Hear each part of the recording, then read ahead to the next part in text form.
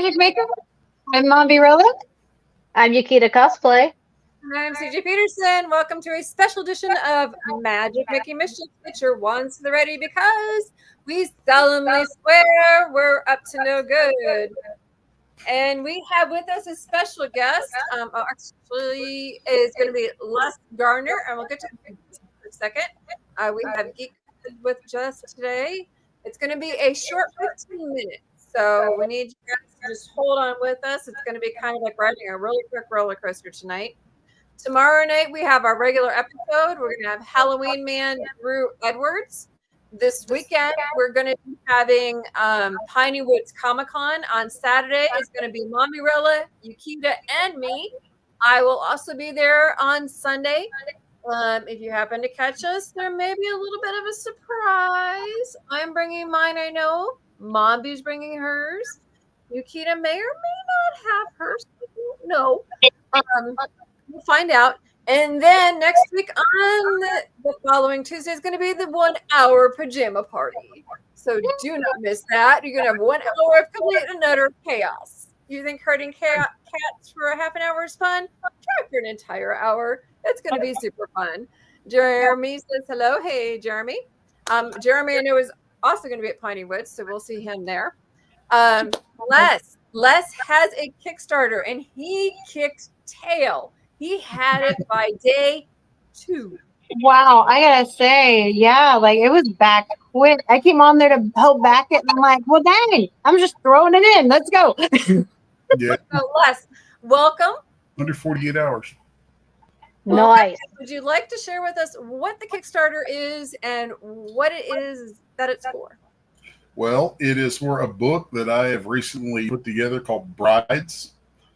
That is basically posing the question, the simple form of the plot is, what if the Bride of Frankenstein felt that becoming a vampire might take care of all her life's problems, and she seeks out the brides of Dracula.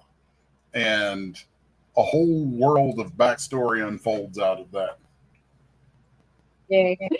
Goodness. You can see why I was excited to share this with everyone. So, I don't know that would It solve is- the problem. I would call it a pseudo-romantic gothic horror graphic novel. That sounds cool. The Bang Winkles says hello. hello. Hi. That sounds like a whole ball of Yes. problems. It really grows out of my love of old horror comics, like eerie and creepy stuff done by Bernie Wrightson, and Hammer films, and the Queen, Anne Rice. Yes. So Yes. I can appreciate it. I had the honor of being friends with Anne for a while. We had a friendship that lasted for a few years until she moved to California, and kind of went separate ways and all that. She, when I was probably about 21 years old, there was a year or two there where she kind of mentored me with my writing. So what gave you this particular idea of putting these two together? I do a podcast each week called Comic Artists Hour. And one of the funny things I have to deal with every week is I spend so much time in production on actual books that I'm usually not planned at all for the show. And the time for the show comes, I'm like, crap, what am I going to draw? What am I going to draw today? I got to draw something. I was like, what am I going to draw? I'll do the Bride of Frankenstein. So I did this drawing of the Bride of Frankenstein one week, and then I kept looking at it, and I was like, man, I'm really digging that. And I was like, let's play with it. And I ended up turning into a painting that actually became one of the covers for this book.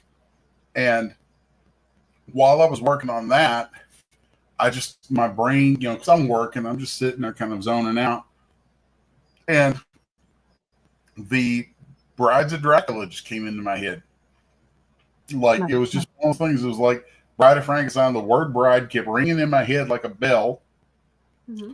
I was like, man, I've never seen her and them put together in any way. I've never seen it. I was like, you got to be kidding me. Nobody's done that.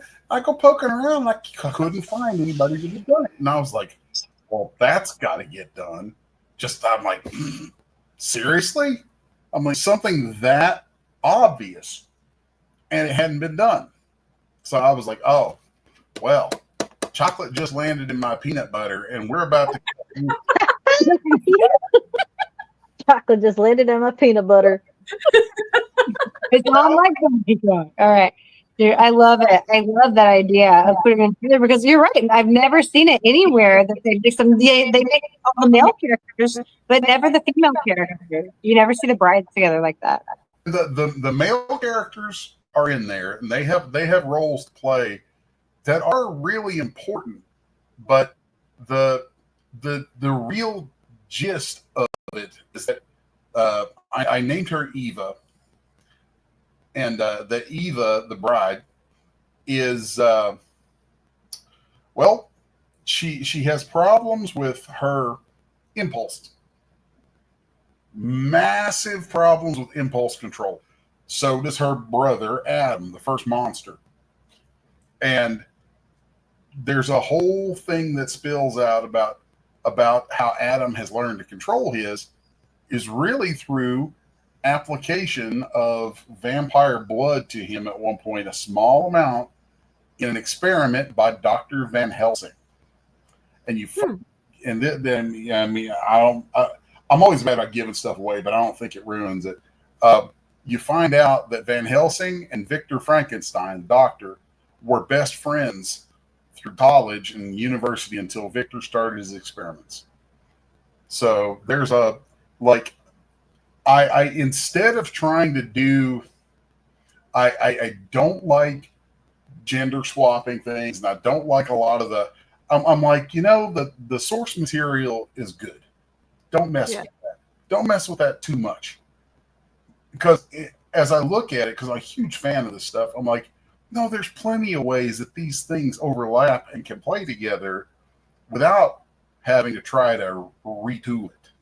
So I was just like, oh, well, what if these guys had this relationship, and what if these things happen? And then from there, doors just open. And so I started my career in comics doing vampire comics. I've been I love role-playing games. I've been into Vampire the Masquerade since it came out when I was like 16. So yeah, I'm old.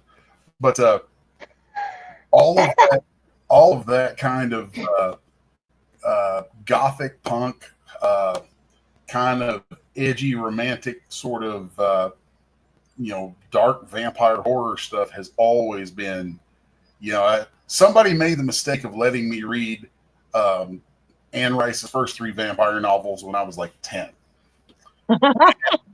And I'm like, well, that train just left the station. Here's the deal, though. You're old, but you're also old school. Yeah. So all of the old backstory. Yeah. So you can take that and you can go forward and you can kind of show that to the next generations.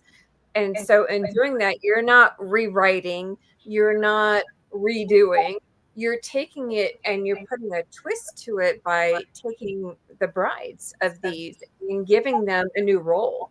And I think that's amazing. I think that's fantastic. And I think it's absolutely brilliant. Yeah. There are a couple of problems that Adam and Eva have. And there's some fun stuff that I introduce with it, like notes that Van Helsing has about them. He calls them the Homo moribundus, pseudoscientific terms.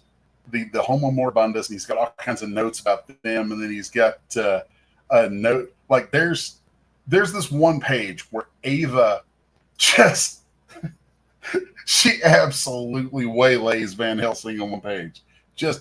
She pulls a pistol out of his hand and just pistol whips him with it, knocks him through a table, and these books go flying. And in the illustration where the books go flying, if you zoom in close enough, it'll be hard once this is shrunk down to the final comic book page, which is 65% of the original art. But if you can get in there close enough and look, you will find most of the pages in that have actual text on them that has actual lore to the entire world. And this is a world of more than just Ava and the Brides of Dracula and these monsters. It gets into wild depth. So grab your microscope or your magnifying glass and make sure to read it. Right. I love the art for it. It caught my attention the first time you shared the one where it was the Lost Boys inspired piece. Oh, I just like love that everybody thinks that out because the folks who are publishing it, and I'm gonna go to him about this forever. So they're a little younger than me. Oh no! And he didn't recognize it. The publisher didn't recognize it at first. And, oh no! And I was like, and before he saw it, this is so funny. I had said, "Hey man, I've got 4 characters here. I've got to do this. I've got to do an homage to the Lost Boys." And he's like, "It's chicks. They're brides. What's Lost Boys have to do with them?" And I'm like, "Dude." Oh, wrong, Lost Boys. No, they did not. And he's wow. and he's like, "That's a terrible idea." He's like, that's a horrible idea. And I'm like, "Well, I've already done it." And so I showed him the painting. Like I had already just ran with it. I was like, "Nope. If nothing else, I'll have this for me." And he's like, "Well, we'll take it to the they keep a Discord for a lot of people who have backed them and stuff before and all this stuff." He's like, "We'll take it and we'll." He's like, "I'm gonna show you. We're gonna do a poll on it." He polled it. He comes back and he's like, "I guess we're running this cover." Right. Everybody sees it and they're like, "Oh, that's like an homage to the Lost Boys." And I'm like, "That's awesome." The Lost Boys piece, I love it. Cult level on some things. I mean, they were huge. The Lost Boys was just, man, that's like a foundational piece of, one of those things, man. It just, oof. Yeah. Like, I really do think that even though they went back to some pre-Anne Rice tropes for the Lost Boys, there is a ton of her influence in that movie. Just, you can't get around it. I agree. It's definitely got that vibe to the vampires because she's got the mix of things in there. Yeah. And even if you look at the characterizations of Michael and David, Kiefer Sutherland's character, I don't remember the actor, but the two main characters opposed to each other, their interaction and their physicality, their look, is very reminiscent of Lestat and Louis. For sure. So, yeah, I'm a bit of a vampire nut. I love the stuff. Always have. You and Mom be both. So, okay. I can tell. A little bit. Just a little bit. Just a wee bit. Just a drop. It's all good. A drop of blood. And Muggles said, hope everyone's had a fantastic day. We are definitely. Literally. When can we see these? When are these going to be out? I know your Kickstarter's still going. When are these going to be out? The Kickstarter ends, I believe, May 3rd. We've got 11 days left, I think. And I actually have, if I turn myself off, let's turn this off.